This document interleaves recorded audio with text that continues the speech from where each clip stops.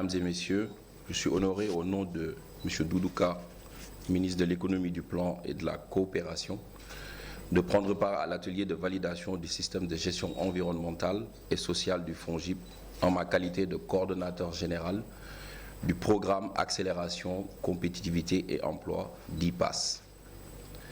Je salue également les différentes initiatives entreprises par le top management et l'équipe du FONGIP qui est un instrument de l'État de référence en Afrique en matière d'octroi de garantie. Cet atelier qui nous réunit aujourd'hui en est une illustration parfaite. Mesdames et messieurs, les tensions d'ordre environnemental engendrées par l'action humaine nous interpellent tous aujourd'hui. La mise en œuvre du système de gestion environnementale et sociale du FONGIP est une étape cruciale dans notre démarche vers un développement durable. Il intègre également un mécanisme de gestion de plainte, celui-ci qui démontre de notre engagement constant envers la transparence, l'efficacité et l'amélioration continue de nos actions. En effet, notre responsabilité est de répondre de manière appropriée aux préoccupations des citoyens, des entreprises et des parties prenantes impliquées. La création d'un mécanisme de gestion des plaintes solide renforce notre démarche participative et notre volonté d'assurer la réussite des programmes de développement qui nous sont confiés, tout en restant attentifs aux besoins des populations. La tenue de cet atelier de validation technique revêt donc une importance particulière. Elle est le reflet de notre engagement envers la responsabilité sociétale et la préservation de notre environnement. En tant qu'acteur majeur du PAS, le FONGIP reconnaît l'importance capitale d'intégrer des considérations environnementales et sociales dans ses activités ainsi que d'en maîtriser les risques. Le rapport provisoire du système de gestion environnementale et sociale du FONGIP résulte d'un effort soutenu de consultation approfondie et de la collaboration entre diverses parties prenantes. Il reflète notre engagement envers la durabilité visant à minimiser les impacts négatifs de nos activités sur l'environnement et intégrera les spécificités du programme Accélération, Compétitivité, Emploi en tenant compte des normes et des réglementations nationales tout en mettant en place des procédures qui garantissent la confidentialité et la sécurité des informations liées aux plaintes. Un processus de suivi s'assurera que chaque plainte est traitée de manière opportune et efficace.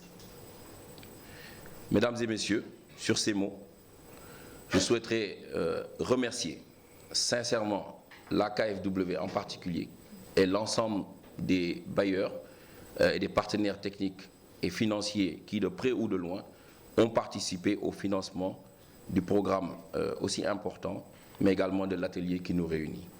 Mais également remercier nos collègues de la direction de l'environnement et des établissements classés, l'ADEC, et également les représentants du cabinet IPC Horus qui ont fait un travail aujourd'hui très appréciable. Et cela pour leur soutien continu et leur collaboration précieuse et fortement appréciée. Leur engagement en faveur de la protection de notre environnement joue un rôle essentiel dans la réussite de tous nos projets et programmes.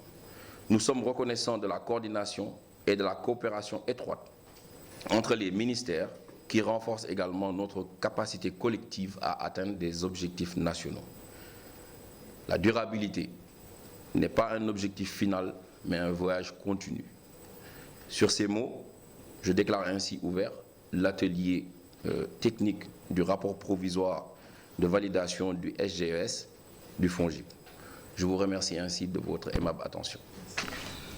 Monsieur le Président du Conseil d'administration du FONGIP, Monsieur le Directeur général chargé de la coopération des financements extérieurs, du développement du secteur privé et des partenariats, coordonnateur général du programme d'accélération, compétitivité et emploi, PAS, représentant le ministre de l'économie, du plan et de la coopération, Madame la directrice des opérations de la Banque mondiale, Monsieur le chef du bureau de la Banque africaine de développement, Madame la directrice pays de la KfW, Monsieur le chef de projet IPC Horus, Monsieur le directeur de l'environnement et des établissements classés, chers collaborateurs, distingués invités en vos titres, rangs, grades et qualités.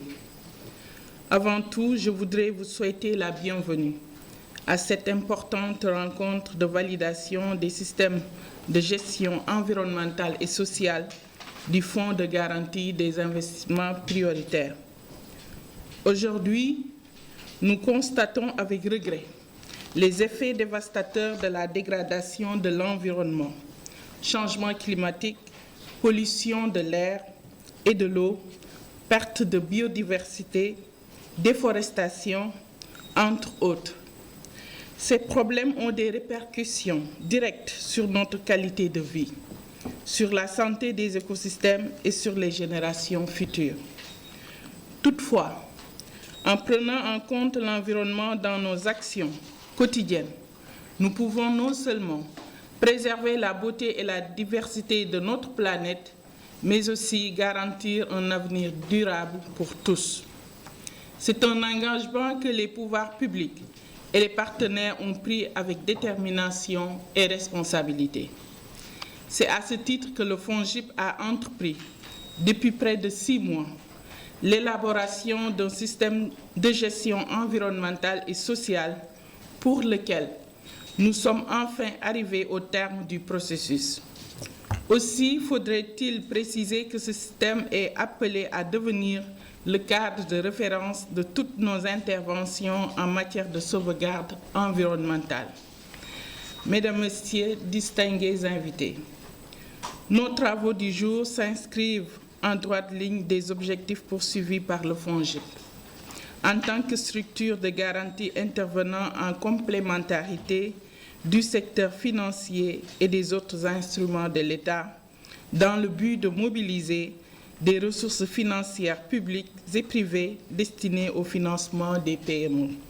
Le Fonds contribue également à l'atteinte des objectifs de développement durable.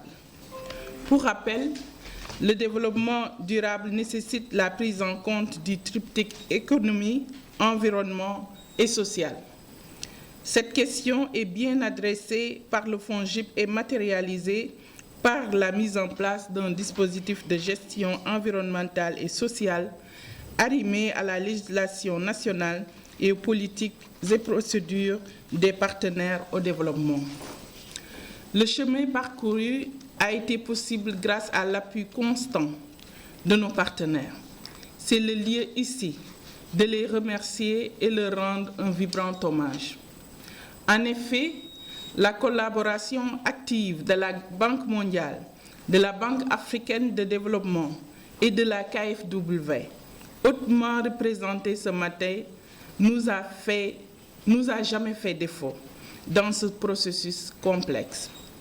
Mesdames, Messieurs, distingués représentants des dites institutions, permettez-moi de vous dire encore combien le FONGIP est à l'aise dans ce compagnonnage avec l'ensemble des parties prenantes pour faire face aux nombreux défis.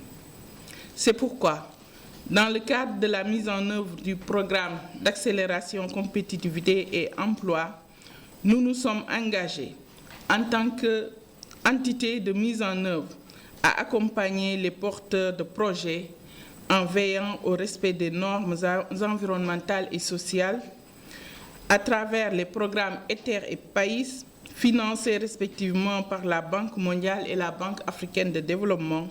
Le FONGIP exige d'ores et déjà une mobilisation de la part des porteurs de projets, une autorisation du ministère de l'Environnement pour les projets à risques environnementaux et sociaux.